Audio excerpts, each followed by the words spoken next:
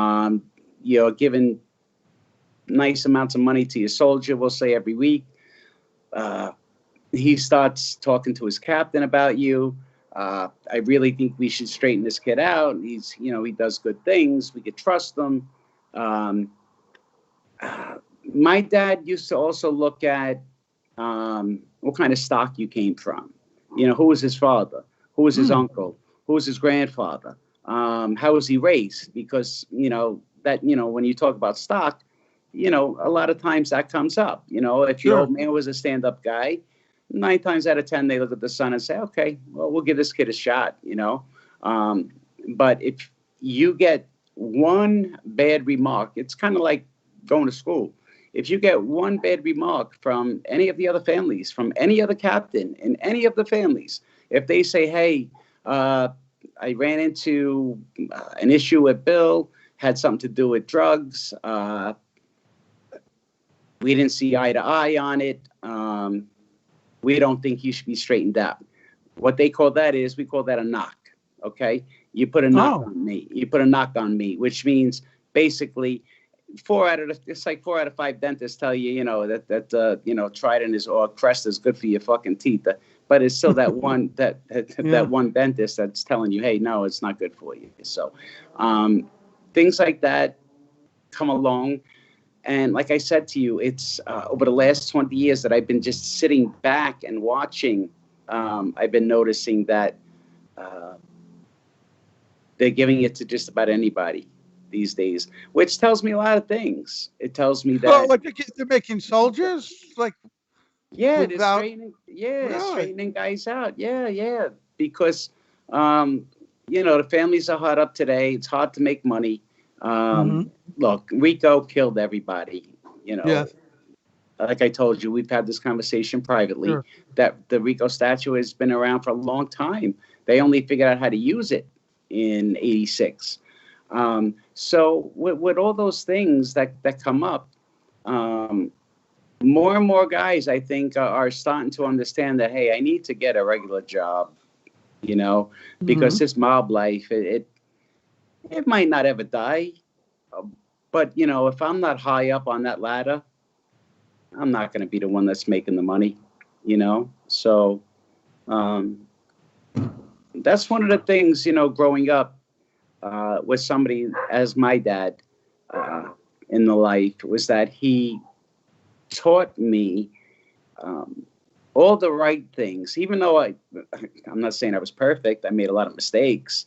And because of his son, I survived them. But for a lot of the things that I did out there, John, most guys would have been in a trunk of a car. But if it wasn't for my father, interesting.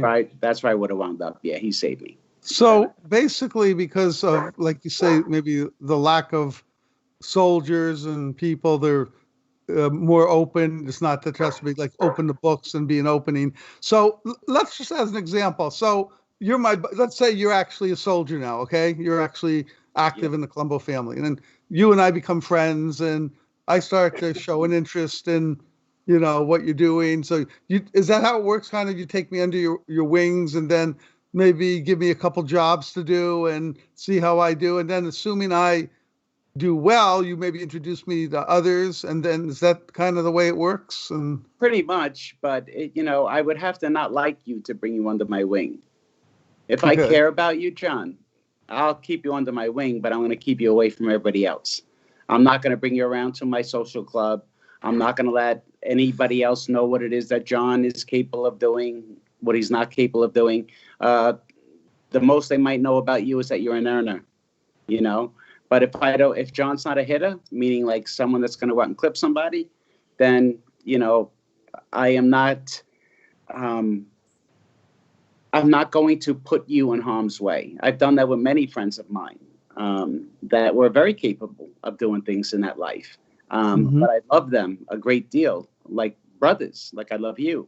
And I would never allow that kind of a life to overtake your family. If I already gave up my rights to my life because of this life, then what kind of a brother or a friend would I be? And I could say this today. would I be if I brought you into that life? It's kind of like what my dad had said I told you what he told John when John had asked him, when John got he asked him, so, when you straightening out your boy. And my dad's answer was, what kind of a father would I be if I brought my son into this jerk off life? So, and I carried that with me he was alive then, and I'll still carry it with me today. I still have conversations with people. I'm doing the book with Nick, and Nick has spoken to some personal friends of mine that I grew up with, and Nick very nicely asked the question. I'm paraphrasing. If Bill, had asked you, hey, we have to go do this, piece of work, and I need you to come with me, would you go? And one of my friends turned around and said, first of all, I would never say no to Billy. That's one. Two, he goes, that would never happen, because Billy had told me a long time ago that he cared about me too much, that he loved me too much to even bring me around that life, to bring me around those, for lack of a better word, those pieces of shit, forgive me, for the guys that only look out for themselves. So his answer that he gave Nick is that, yeah, if he wanted me to, I would have, but I knew deep down in my heart that that's not what he wanted, from me. And I wanted him to go to work. I wanted him to get his license in electrical work. Got him into a good spot, and here he is 30 years later, still living a great life, makes good money, thank God, and his family's intact. And he still thanks me to this day. Interesting. For things like that, So, no, what if there was, not like you, but a soldier who didn't have those scruples and that honesty and want to protect their friends?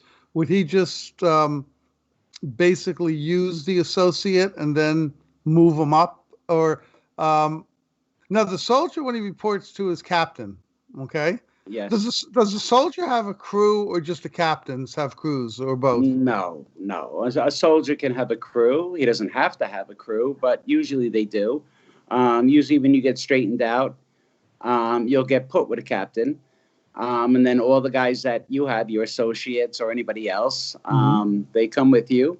But now, not only are they kicking up to you, but now you in turn have to kick up to your captain. So basically, all these guys that are around you are now around your captain. They can't speak to your captain, but basically that's how it goes. Yeah. They have to go through you, and then I assume the captain has to go. Does he first go through the underboss to talk to the boss, or you're not supposed to talk to the boss at all unless you're high up? No, there are captains that can speak to the boss. It depends on who you are. I'll give you for an example. We'll just use John as an example, okay? Because he's easy to use, and John's passed away, rest his soul. So. John was a stickler for, he was a boss, and if he was in jail and someone tried to approach to talk to him and say, hey, John, is it okay if I sit with you, or could I have your ear for a minute? John was the type of guy that turned around and would say to a guy, and this was verbatim, it was said to me, you can't talk to me. You got to go talk to this guy first. Now, this came from a guy who was doing life for doing a ton of fucking work for the Gambino family. And can you imagine being told that I don't give a fuck, forgive me, Lord, if you're Jesus Christ, you give me an answer like that, and I'm doing life in prison, I killed John. I kill him in front of everybody, But some guys are like that. Some of the old timers, most of them were like that. My dad would get like that, but he would get like that if he didn't like you. I see. Yeah. But he didn't do that to the average guy, especially if you came up to the club every week and, you put your time in, you showed, where your flag flew. And, even if you sat there week in, week out and didn't say two words. But if my father looked at you and said, hey, come here for a sec, you go over there and you find out what it is he wants, and then it goes from there.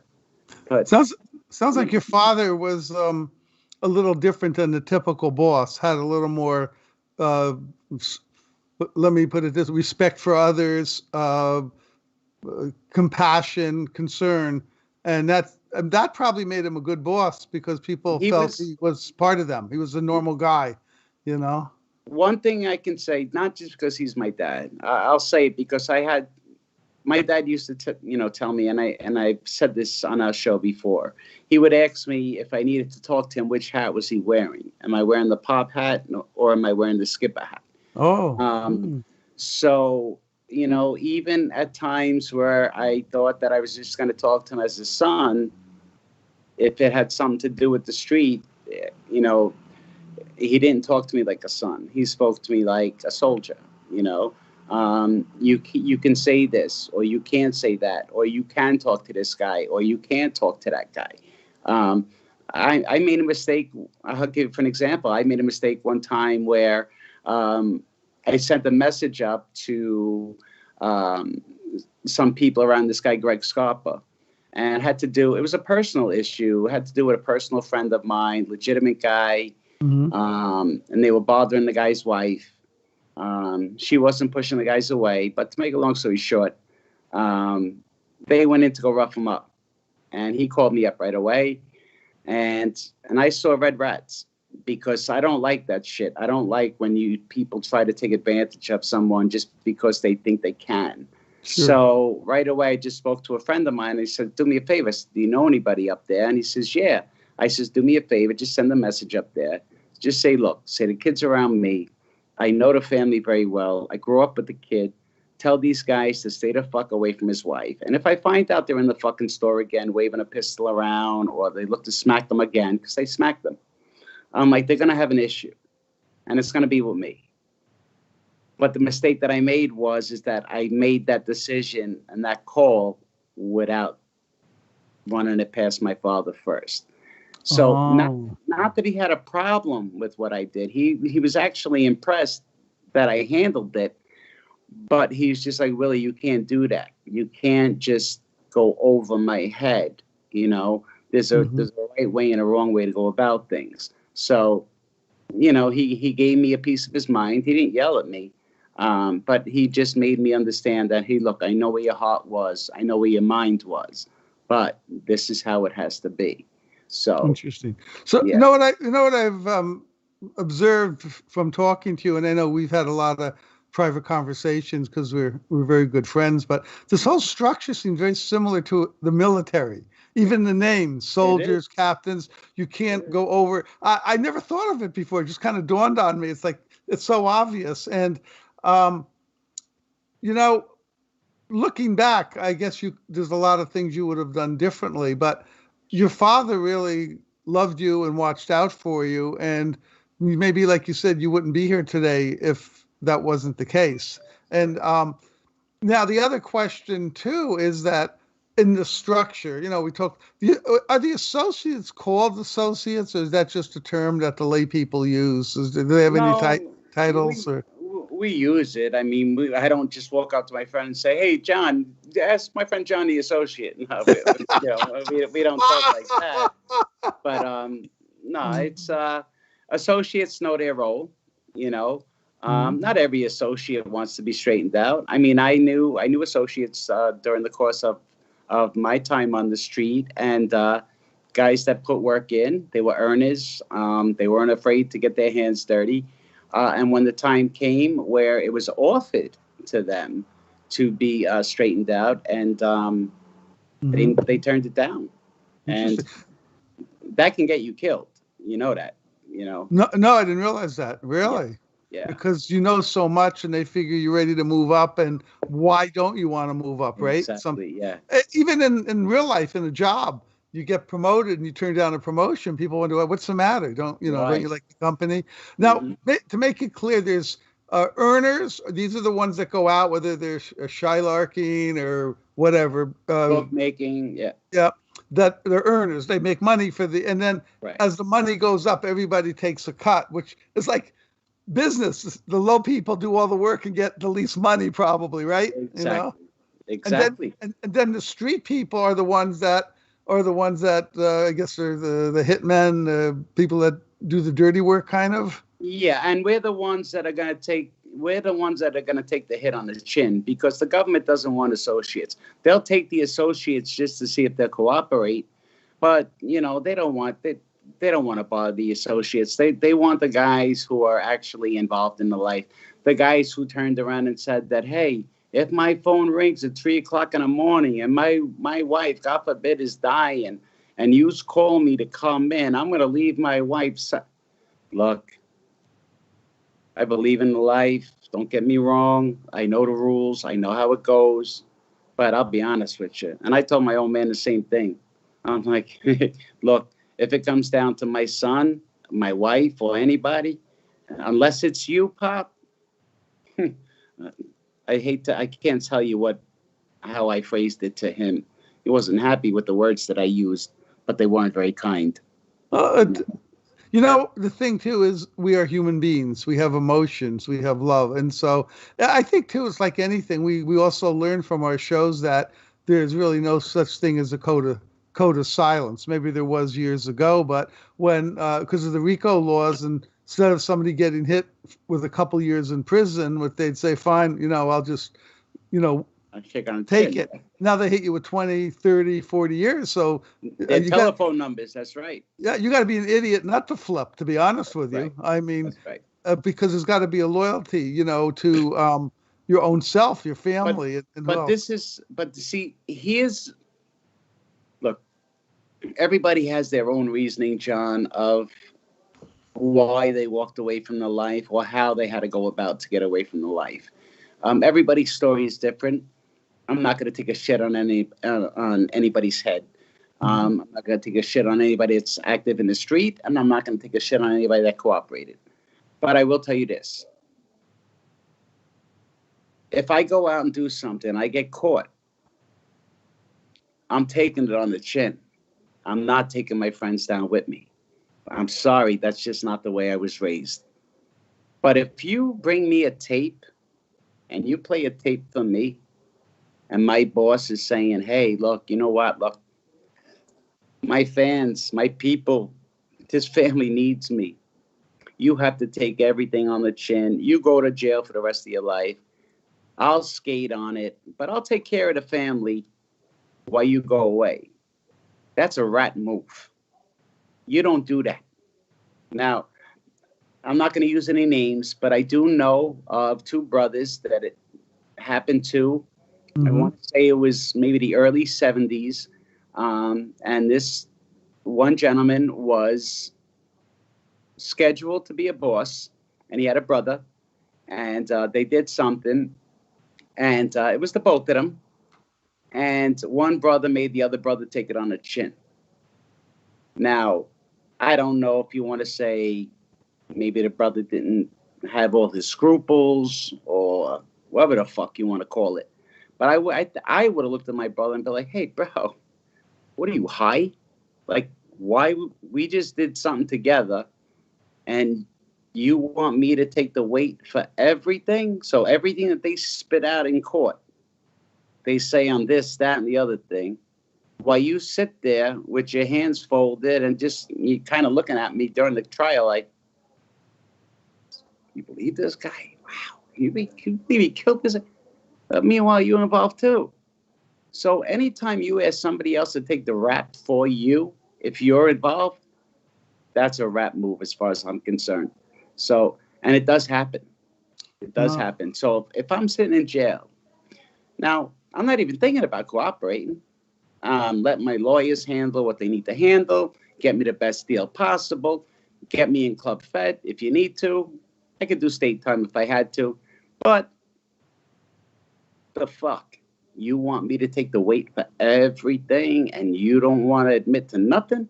Now, I understand you don't want to admit it maybe in court or out in the open, but at least come to me and say, hey, brother, look, I'll make it worth your while or figure something out. But don't just go to the next guy and say, hey, you need to take this on the chin. I'm not okay with stuff like that. And that's the stuff that you start to see more and more today. Really? And yeah, matter of fact, I just got on Instagram. I've told you this before, early September. And I used to know this guy, and how my dad spoke to this man even blows my mind after I read this. This guy by the name of Christy Tick, he wound up raping a girl when she was 16. I don't know if he was 19 or 20, whatever the fuck his age was. He wound up doing, I forget, 6, 8 years, whatever the case may be. Whatever it was, wasn't enough. But the guy walked. And we use these terms. We call each other, well, I can't say now because I'm not involved in life anymore. But back in the day, we used to call each other men of honor. Now, you tell me in what fucked up world that a guy rapes a girl, gets straightened out, and he's welcomed with open arms? Yeah, it's ridiculous. Yeah. So, we're in like a little bit of a fucked up time here when it comes to organized crime. I think they really need to start figuring out, go back to the old days, enough with the social clubs, stay on the ground maybe a few more years, do a little bit more vetting, with the people you have around. I mean, I'm reading stories about a guy that gets pinched, goes to jail, does 3 years, comes home, gets pinched about 3 months later, goes back to jail, does another 3 years, comes home, about another 3 months, he's pinched again. And I said to myself, crazy. When are you going to say to yourself, who the fuck is around me that keeps giving everything up? I keep going to jail, but my guys are out.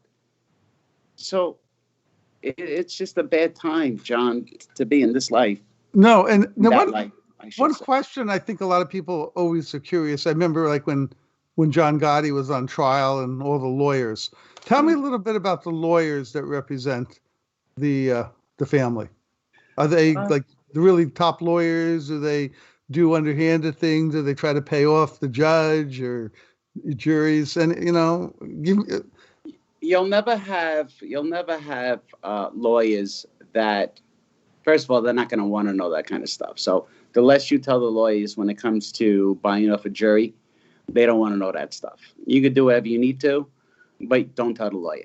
But that happens though, right? That does happen. It did happen. I don't think it could happen that much anymore, because the government is on top of this shit now, and whoever they put into their jury selection into the pool, you're not going to get those people like you used to get maybe back in the 90s or late 80s, where they're going to take 50 or 60 grand and think like, hey, you know what, 50, 60 grand, I could put that in my pocket. I could pay some bills. I could do this. I could do that.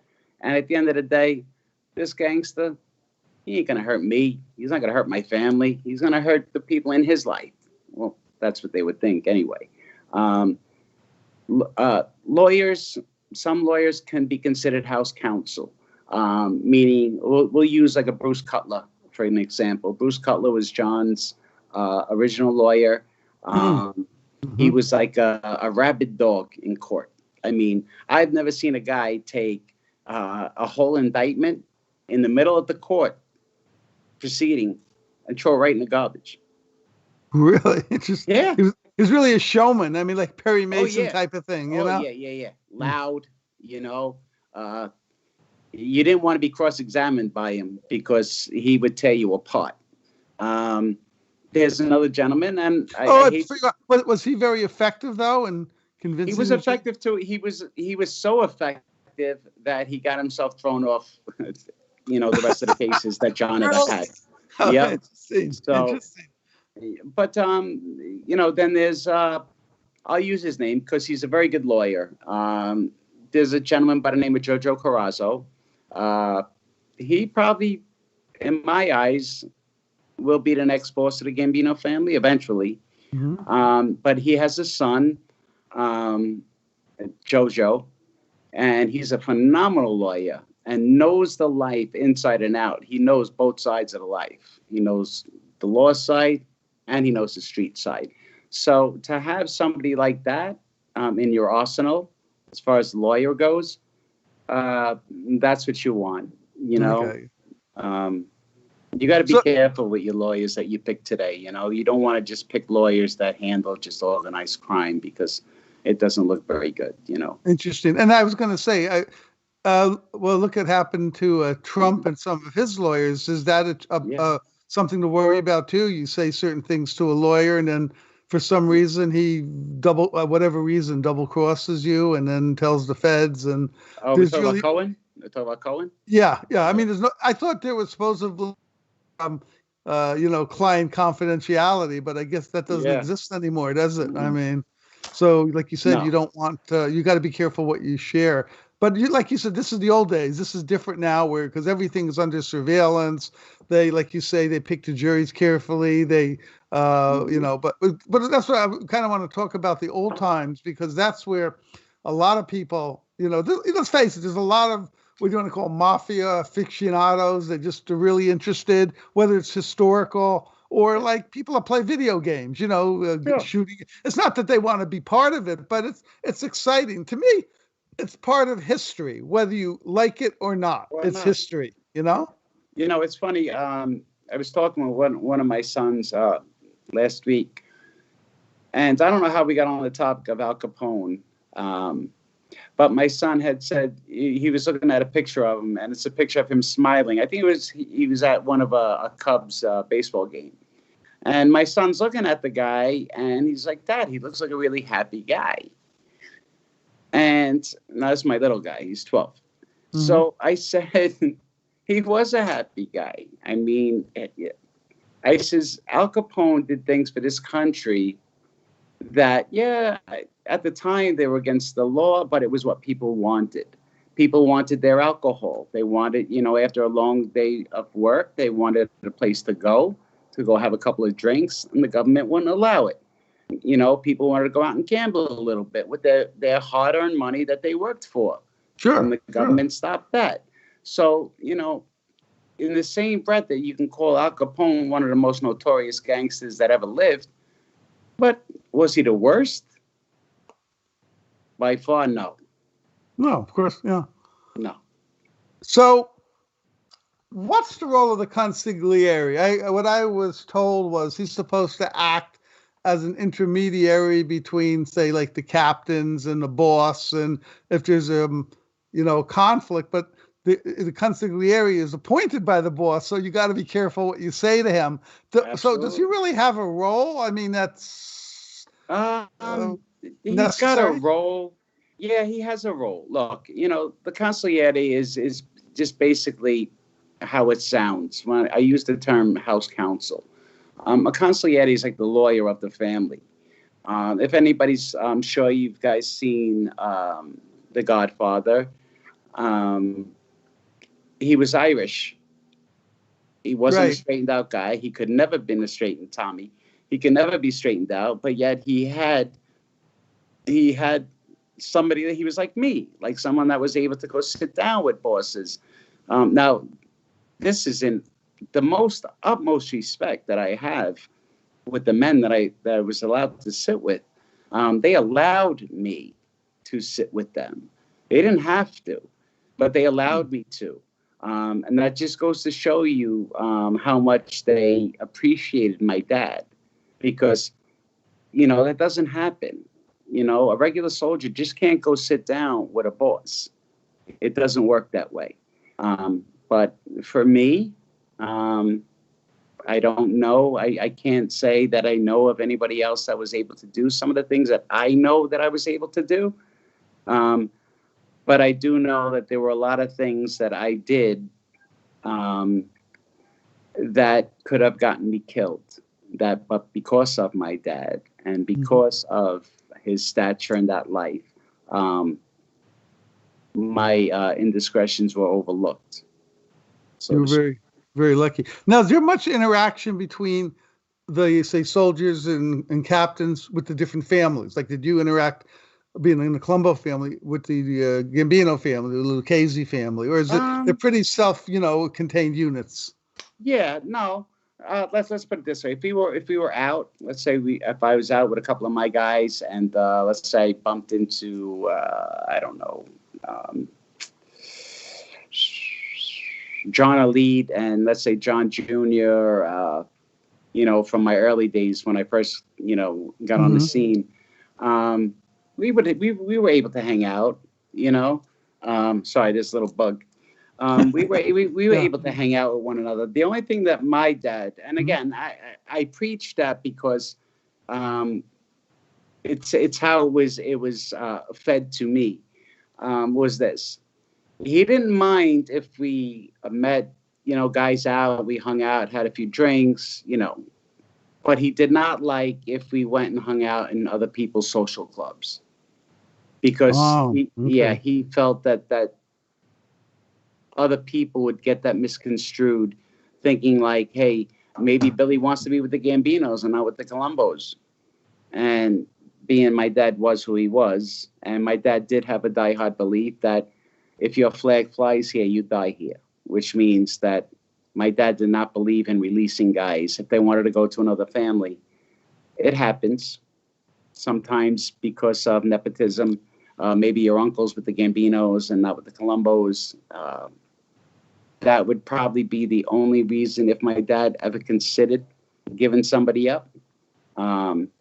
But he did not like us going to hang our hats somewhere else. He didn't even like if I went to go play cards in somebody else's club. Interesting. Yeah, I don't know. It's a really good question, John, because I never really gave it much thought. But I do know a ton of people that did get killed sitting in a fucking social club, sitting there playing cards. No kidding. So, wow. Yeah, so maybe that was a thought in the back of his head that maybe someone would look to hurt me. The reason I asked you is because there was a captain who said that you can switch families, but it's very rare.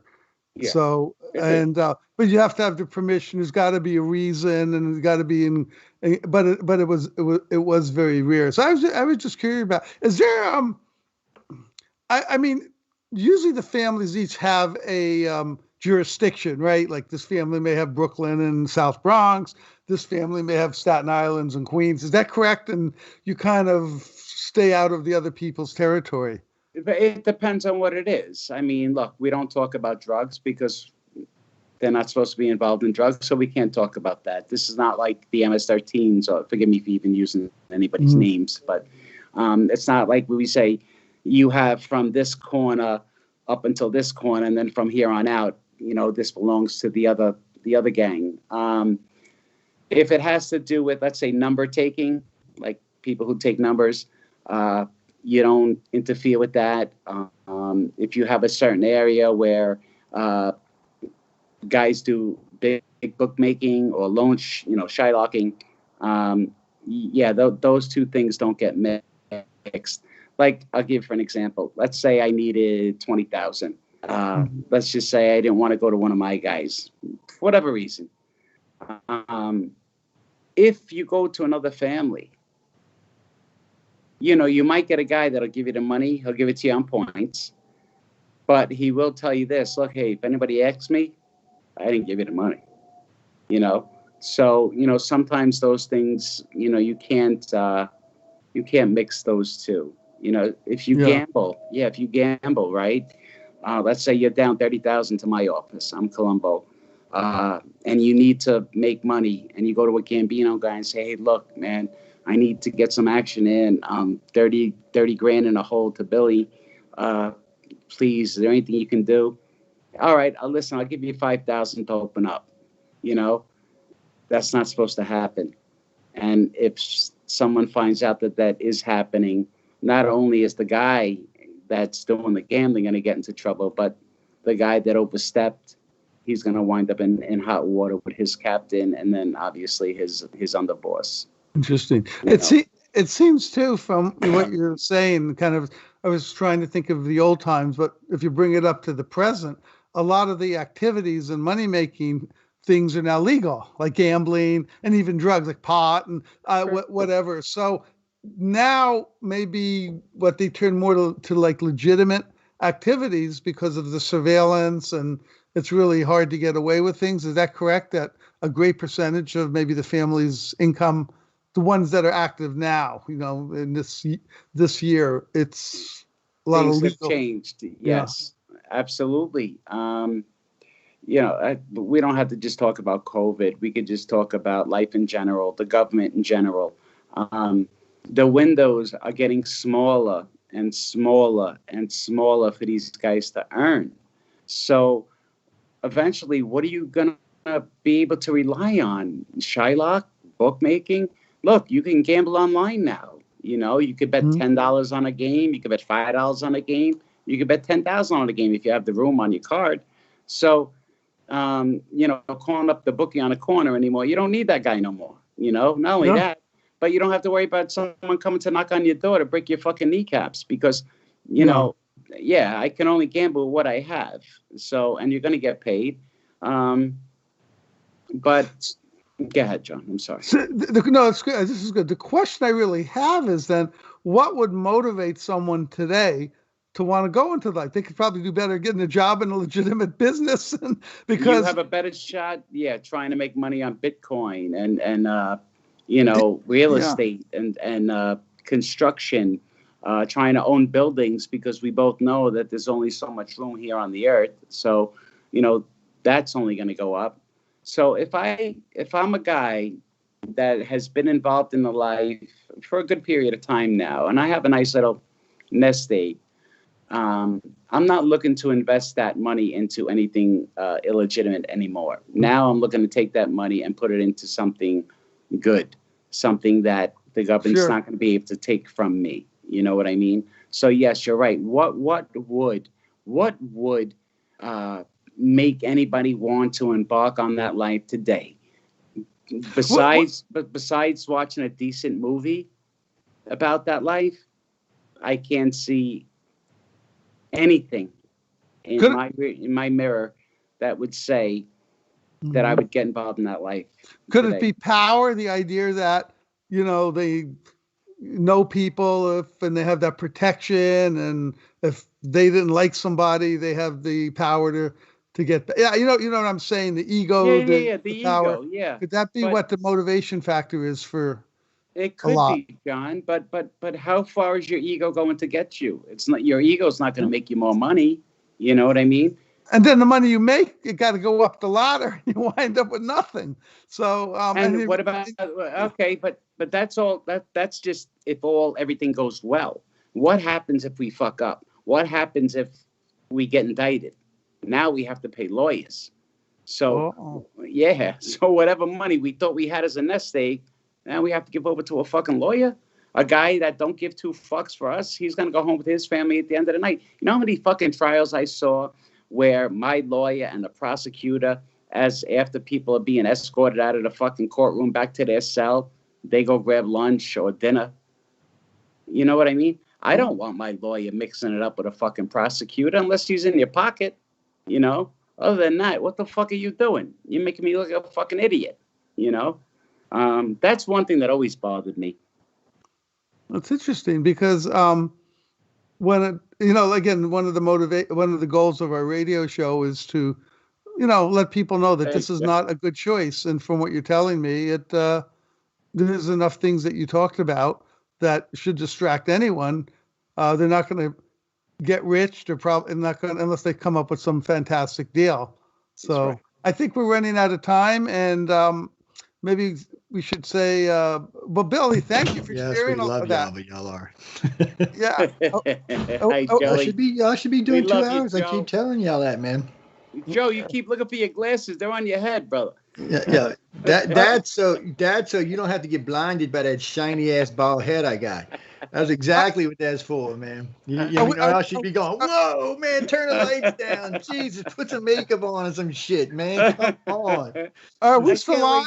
Yeah, we're still on. I haven't cut y'all off yet. I was waiting for the I got to be honest with you. I can't wait to catch up with Joe. I really can. Joe, you're good people, brother. Oh, man, I'd love to catch up with Justin. Maybe next time you're allowed on the other side of the planet. Hey, I actually thought about going out to Vegas a couple weeks ago, but then, all my friends are out there going, stay away, it's COVID, it's COVID. I'm like, Jesus, people, something's going to kill me anyway. But what I wanted to say before we exit off here is, again, that we hope our message takes root in a lot of these young people and others, that this is not a good choice. It either winds up in prison or death, or, some people get lucky. And also, we hope, you join us each week. We hope to educate and entertain, and also share some great stories. And Billy boy, you're my buddy, you're my brother, and thank you for your friendship. And we'll be back next week, same place, same time, with more stories of the hidden mafia. See, I had to bring some sunshine into this conversation. I hope so. Hi, Michelle. How you doing? Hi, good, Ernie. How are you? Good. Great job. Hi,